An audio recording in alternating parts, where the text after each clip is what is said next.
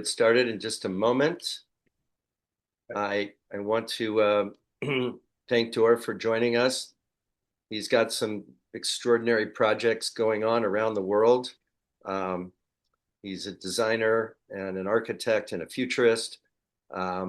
Considers himself more of a designer at this point in his life, but you did the heavy lifting, learned your craft, and we're excited to hear about SupernatureLabs and the work that you're doing in the world. Why don't you take it away and just let everybody get to see this wondrous creativity that you're playing with, inspired by nature. Amazing, amazing. Thank you, Brad. Thank you so much for inviting me. Thank you, everybody, for joining. Can you hear me okay? Yes. Excellent, excellent. So I'm just going to share my screen. Just a second.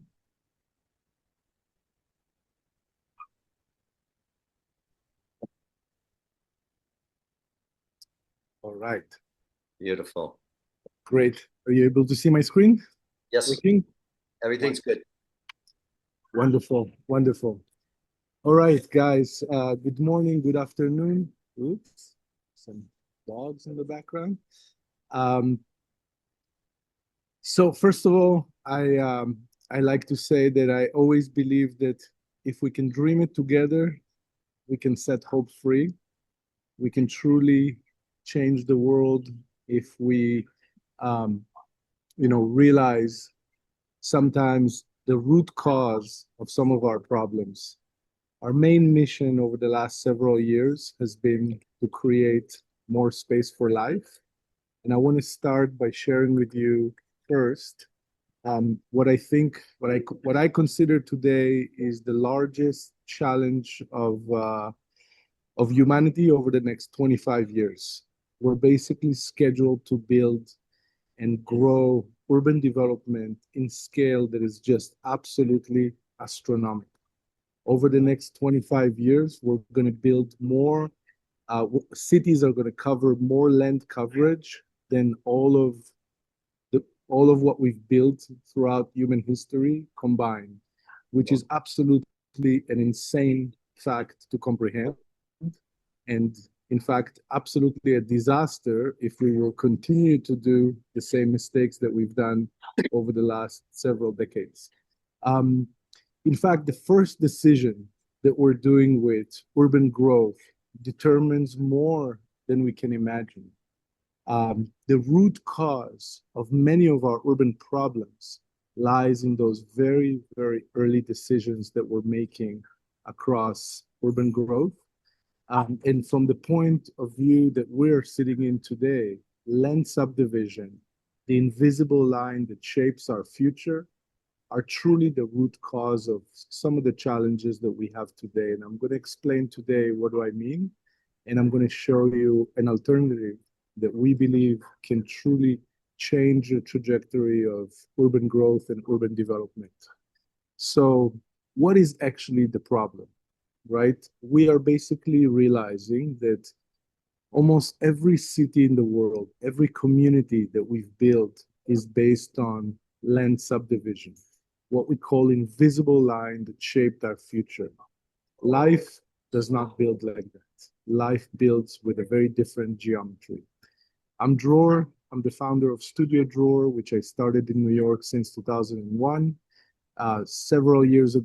9 years ago now, we started SupernatureLabs with the intention to think holistically about the future growth of cities.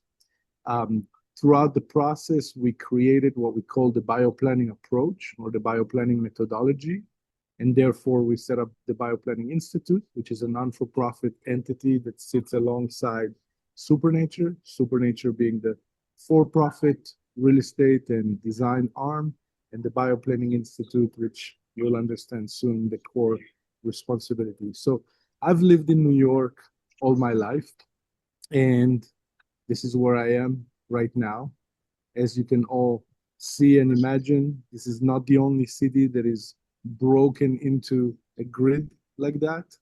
And it's quite overwhelming every time we fly, especially when we fly over various parts of the world and realize, what humanity have done, what humanity have built, which is simply the largest thing humanity have created in modern history. All of those cities, doesn't matter in which climate they are, by which culture, they all based on what we call a linear logic. We're building more and more blocks, more and more refrigerators, as I like to call them. And in fact, they completely ignore the natural terrain, the natural topography, the natural biodiversity, and basically chop up the land into those very, very simple linear line. Now, the truth is there's nobody to blame. It's simply the results of the tools that we had available for us, right? Up until 30 years ago, if you would step into an architectural practice or an urban planning practice, you would see a lot of drafting tables and rulers and pencils. And what can you create when your tools are, rulers and pencils? This is how we divided states. This is how we divided cities. This is how we divided neighborhoods, and all the way down to small parcels of land that has then been zoned for private home, low rise, mid rise, high rise, and skyscrapers.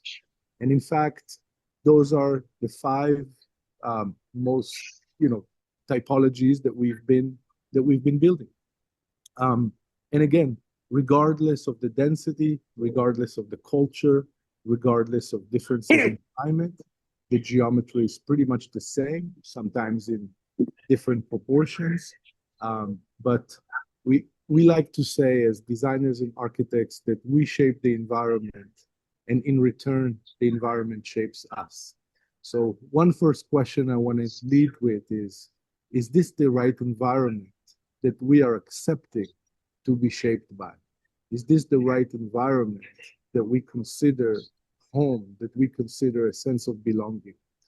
One of the number one issues in, globally in cities today is what we call the pandemic of loneliness, which proved to us that even if we're extremely close to one another, we're more lonely than we've ever been. In fact, we lost the sense of connection to nature, we lost the sense of belonging, and we lost the sense of community. Do we want to repeat those mistakes onto territories that we haven't yet created on? And as I mentioned, doubling of the built environment is not just demolishing small buildings, it's actually occupying over the next 25 to 35 years approximately the same amount of size that cities are occupying today.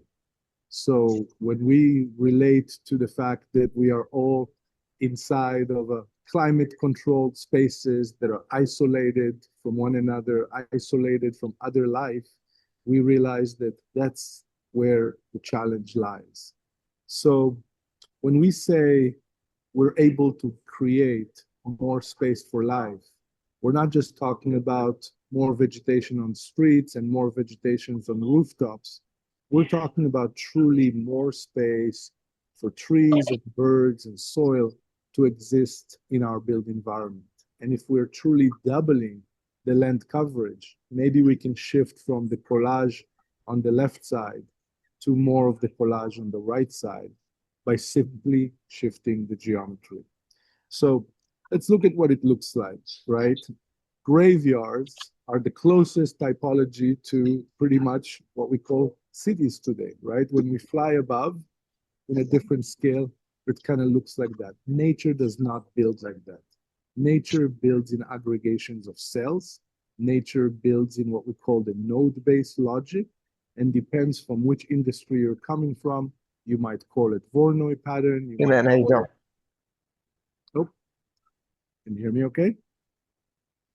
Mark, Jason, would you mute your mic, please? Oh, I'm sorry. Sure. So the geometry of life. What is the geometry of life? If we look under the telescope and under the microscope and anywhere in between, we see a node aggregation. We basically see what we call the Voronoi pattern, circular packing, and other geometries that are very similar. So the geometry of life is something that we simply have not tested yet in urban planning. We've tested it in other design disciplines, but maybe it's time for us to explore what would happen if we apply the geometry of life to urban growth. So instead of highlighting the 10 most challenges that we have, I decided to write them the opposite. Can we increase happiness in city? Can we increase safety? Can we optimize for traffic flow?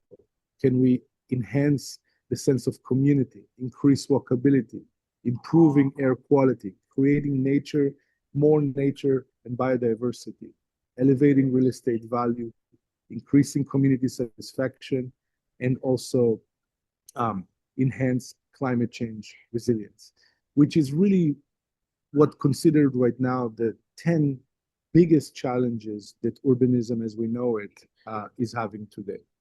So a sentence that I absolutely love is, insanity is doing the same thing over and over again and expecting different results. What if we basically try a different approach that potentially can yield different results? So I invite, I know that some of the people in the room today are architects and planners and other people that are interacting with the built environment in different ways. And this is essentially an invitation. Test it, try it, compare it, create comparable feasibility studies. With the amazing tools that we have today and some of computational capabilities and AI capabilities, it's quite easy for us to do. And it's also something that we internally right now are working on as tools, various tools that are supporting us in testing and comparing this logic. I strongly believe that what we call the sustainable practices is not what's going to get us to that result, and we should set up a higher bar. We like to call it ecological harmony. What is ecological harmony? About 20 years ago, we started to think that we should be human-centric design with our approach. What does that mean to be human-centric design? Haven't we always been human-centric design? And the reality is not. We've been profit-centric design. We've been extracting from the land. We've been thinking about specific benefits that relates to us. But if we design with the earth and on the earth, we should really be life-centric design. And we should take life as one practical objective and one responsibility that we all have. So if we shift the geometry, we're all familiar with the differences between sitting in rows versus sitting in circles, dancing in a circle versus marching in rows. So, and nature also shows us that the logic of how nature organizes itself repeats across, multiple scales. So what if we actually, for the very first time, not just design like nature does and learn from 4 billion years of evolution, but actually design with nature and commit to designing for all of life as one practical objective. This was the very starting point that we've done several years back. And since then, we simply collected more and more data that supported and substantiated this logic, that we are able to maintain the same area, the same amount of building footprint, but reducing quite significantly the overall road and road infrastructure required for that density. And actually, by doing so, increasing the natural area by tremendous amount.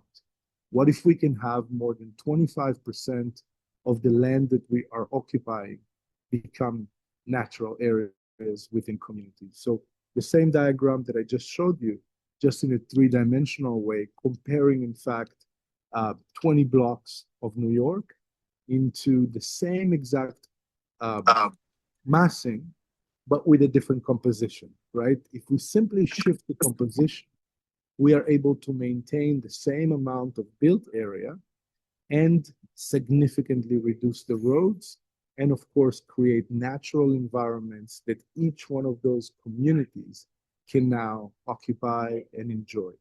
So imagine those communities pretty much organized like giant roundabouts. And you basically merge into traffic and merge out of traffic, just like roundabouts.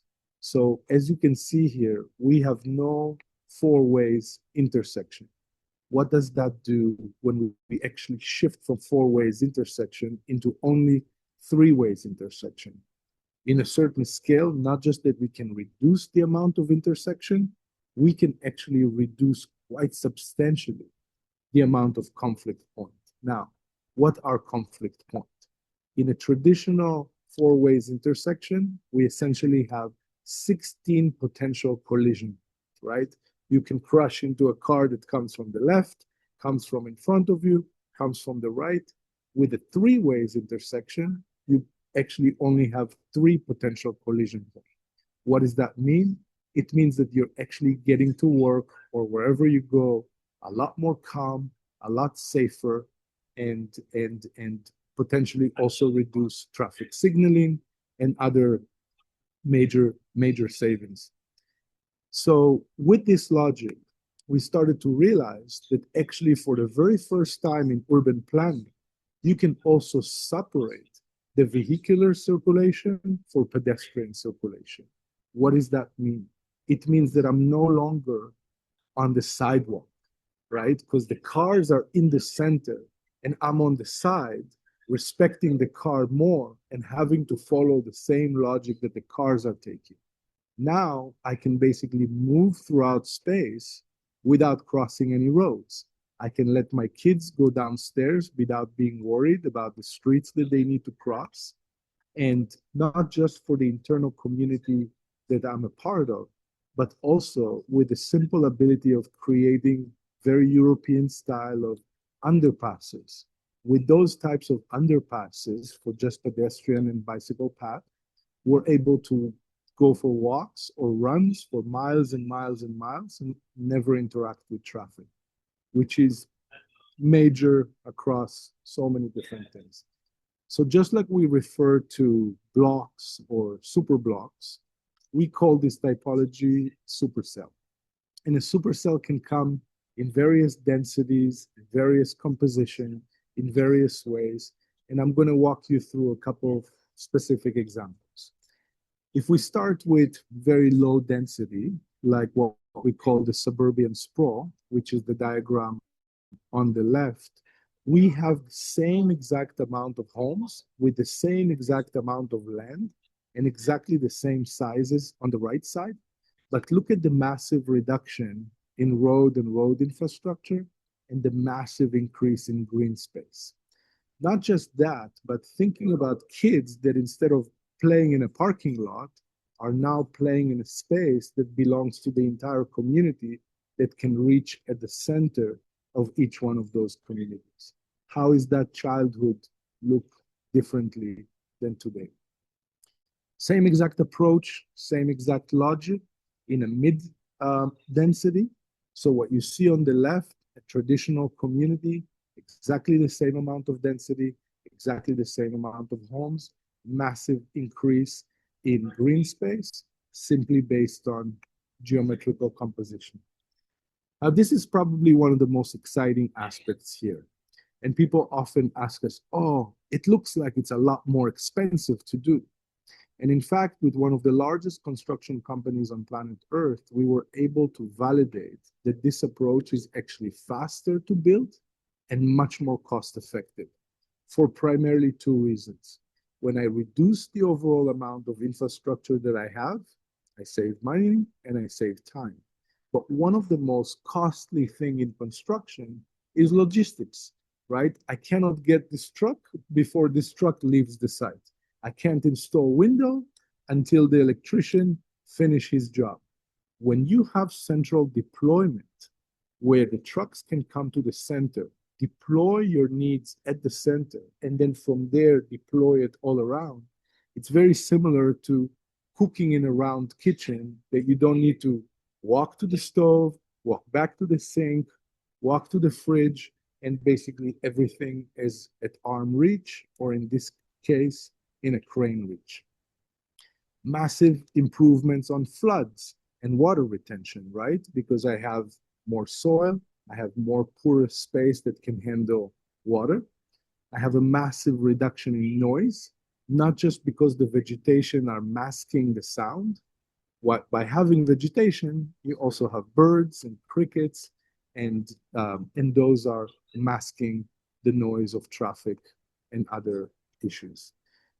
One of my favorite aspects is a massive reduction in energy consumption just because of geometrical composition. So on average, globally, we consume 40% of our electricity on cooling and heating. We can reduce that by about 40% global average just by changing the geometrical composition of our massing. So this, in a nutshell, we call bioplanning. We invited some of the world's best subject matter experts across so many different disciplines to help us validate this approach. And now we basically compiled all of that into a book supported by some of the world's best experts that actually helped us validate across traffic, simulation, construction methodology, anthropology, and other aspects. And then we essentially started experimenting with that logic across various sites and various development projects around the world in different scale, in different density, in different culture. Some of them are extension of existing cities, and some of them are new decentralized communities. But as you can see, we often look at existing cities and refer to them as cancerous cells on the planet. And in fact, in the rate in which cities are evolving today, I would say that it's almost more than a stage 5 cancer. Can we create an environment that actually behaves like a living organism, that actually behaves like a constant flow of natural logic? So those are just some of our experiments, and I'm going to jump and share with you what is SupernatureLabs is focusing on over the last couple of years. Yeah, Dror, One of the things we just have a couple more minutes, so just kind of bring it home. Sorry, Okay. a little short window today. Thank you. So SupernatureLabs is basically focusing on creating ecological district across various places around the world. We have several projects. We set up the lab, a fund structure, and an AUM to basically support those efforts. We're working on various projects in Costa Rica. We're working on various projects in Brazil, Bahamas, Panama, and expanding into India and Abu Dhabi. I'm going to just show you a couple of images from just this one project that we are now starting to debut in Abu Dhabi, which looks like that, which you can basically kind of realize that the shapes of the buildings are almost like hill formation on the land. And what else? I'm going to skip this video, and I'm going to skip this as well. And I'm going to just jump into, okay. So on the SupernatureLabs side, we're basically looking at developing new communities. On the bioplanning side, we're basically working towards creating a new standard. So what is a new standard? We're all familiar with LEED and similar standards around the world, but nobody's actually measuring and creating a standard around urban planning. So we call it LIFE. LIFE is essentially stands for living infrastructure for future ecologies. And based on that standard, we are creating all kinds of sets of benefits. One of the most important ones for me is what we call financial compliances. One of the key things that we realize is that we have to create financial incentives for all of those financial benefits that this approach have. Brad, close or 2 more minutes? You can take 2 more minutes. We're waiting for our next moderator to show up, and then we'll get started. Thank you. This is blow away material. Amazing. So I'm just going to share this very quick. This is our financial partner at Goldman Sachs that has basically helped us realize that all of those design benefits also have tremendous benefits across financial products. And if we can build a standard, they're essentially able to attach compliances to new financial logic. So just playing this 1-minute video for a second. Beautiful.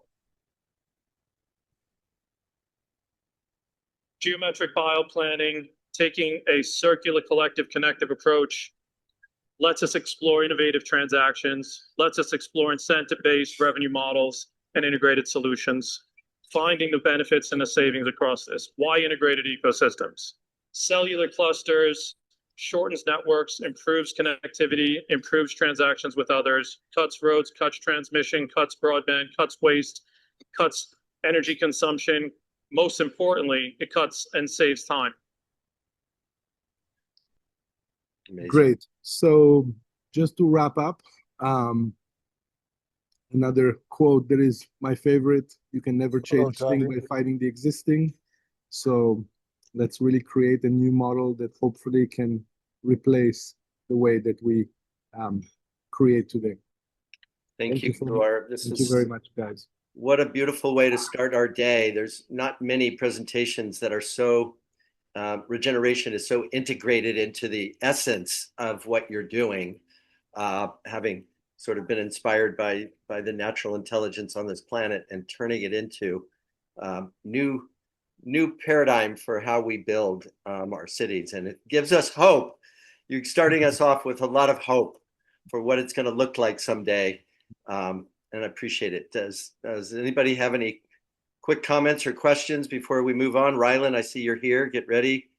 And we'll go on to the next panel. But thank you, Dror, for being here with us today. And where can people find out? Yeah, I just caught. Party. Go ahead, Rylan. Yeah, just super inspiring. I just caught the last 5 minutes of this presentation, but beautiful. Thank you for your work and following your spark of inspiration. It's beautiful. Wow. And it's SupernatureLabs.earth. Is that your URL? .com. .com. SupernatureLabs with an S.com. And definitely watch this guy's ascendance here, maybe coming to a project near you, hopefully in the future. All right. Thank you so much, Dror. Thank you, guys.